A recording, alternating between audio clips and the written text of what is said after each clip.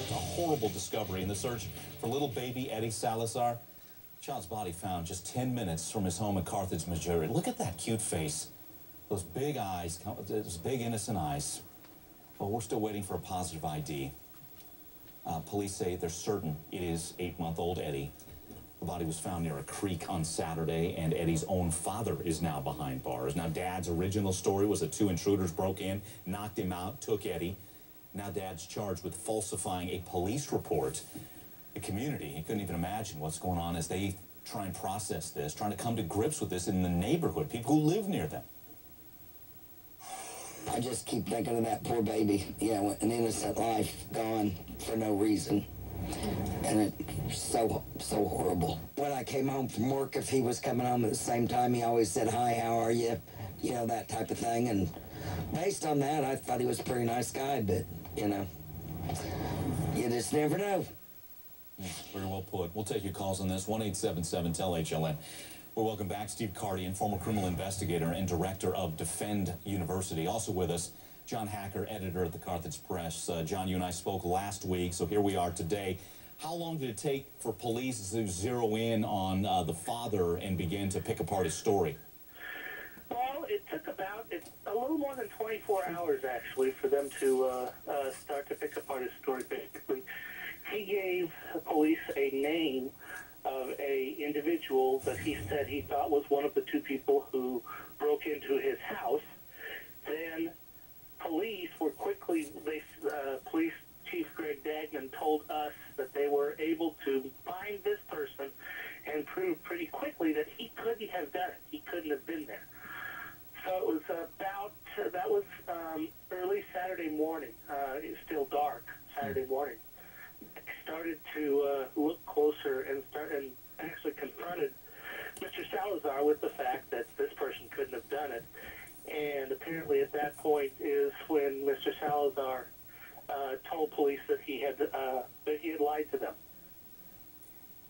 What was next? Did he know where the body was, or did it? At that point, well, the police are a little bit they're older. They're being tight-lipped about who told them or how they found out where to go look for the body. They were told, apparently, they say that investigative work plus a tip led them to a bridge over the Spring River out east of Carthage. It's about 10 minutes outside of town. And they started looking there Saturday morning about daybreak, and it took them until they found the body of the little baby wedged against a tree about a half mile downstream from the bridge about 3 o'clock in the afternoon on Saturday. It was less than an hour after the police chief's first press conference had ended. Right. And then he called another one to say that they found of course, the sheriff's department announced that they had found the body. Okay, let's bring in Steve Cardian. Steve, you hear this. First off, were you suspicious right out of the gate with the father's story? And then as an investigator, what do you do next? What evidence do you begin to look for here? Yeah, it almost sounds similar to the case we covered a couple weeks ago on Avion Lewis. Yeah, exactly. And, you know, the father, apparently something happened, and a deception of this kind from the father, lying to the police like that, automatically brings him in as a suspect. So, yeah, you don't have 2 men come in, knock someone out. I mean, to knock a person out, you'd cause substantial injury to that person, hospitalize them with a brain injury. So, right off the bat, and we look at the fact that stranger abductions are very rare with children in this country. Okay. John, what about the little guy's mom? Where was she?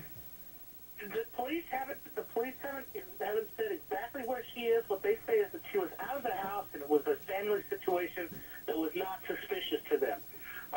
They did identify her. Yadir, I believe is her first name. She was, like I said, they just said she was out of the house. They've talked to her. They don't consider her a suspect in this case in any way. Okay. They consider her a victim. Okay. So, Steve, what's next? So, according to John here, the father's story began to come apart on him. So now what do you do next with him? You believe, you know, it's sad to say, we believe we have little Eddie's body. Well, they have likely a clear view, a belief of what happened. They're going to wait for the autopsy result. That autopsy result is going to yield one of a number of things, and 2 of them being that there was an accidental death or an intentional death, such as shaken baby syndrome. Gotcha. So they're going to wait for the autopsy to come about. And we mentioned earlier that there's a tip. So that leads us to believe certainly that they have a lot of additional information. They're waiting to corroborate it with the medical examiner's office before they proceed with charges. Okay. I will say... Yeah, go ahead real quick, John. Yeah, I will say that the prosecutor's office has said that, yes, they plan to wait until the preliminary autopsy report was available or was in until they filed charges. They expected it tomorrow, but the police chief has told me here just about a half hour ago that the autopsy, that the technicians found some things they need to test, and it could take as much as 2 weeks for the autopsy, the preliminary autopsy results to come back. Gotcha. Okay, we'll keep following it. John Hacker, Steve Cardian, guys, thanks so much.